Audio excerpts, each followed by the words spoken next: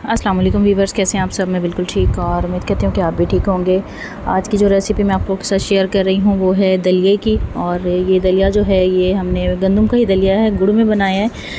तो हमारे ना घर में तो मतलब मोस्टली बनता ही रहता है ये, क्योंकि ये ना इसकी ना तासीर ठंडी भी होती है और वैसे खाने में भी ना बहुत अच्छा लगता है। तो इसे पहले मैंने ना अच्छे से साफ़ कर लिया है, ठीक है, क्योंकि मैंने ना घर का नहीं लिया, बाज़ार से लिया था मैंने गंदम का दलिया। तो पैकेट वाला भी नहीं था, ये खुला था।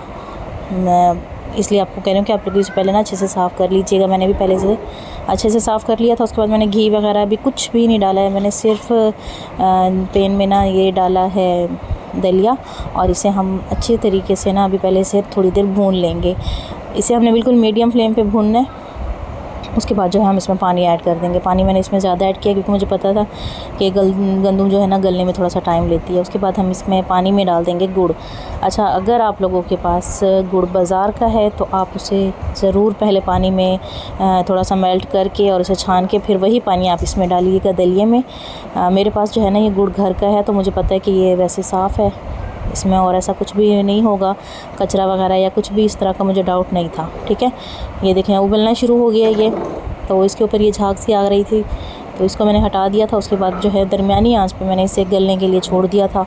तब तक मैं अपने बाकी सारे काम वगैरह जो भी मुझे करने थे मैंने कर लिए। तब तक ये ना उबलता रहा। उबलने से ना ये थोड़ा सा हो जाएगा गाढ़ा।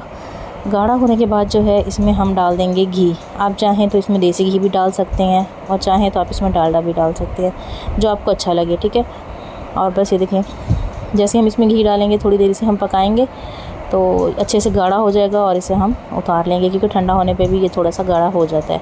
बहुत ही ईज़ी सी रेसिपी है, बहुत ही अच्छी। आप इसे बना सकते हैं, बच्चों के लिए बना सकते हैं, तो खाने में भी बहुत अच्छा लगेगा। इंशाल्लाह ज़रूर ट्राई कीजिएगा।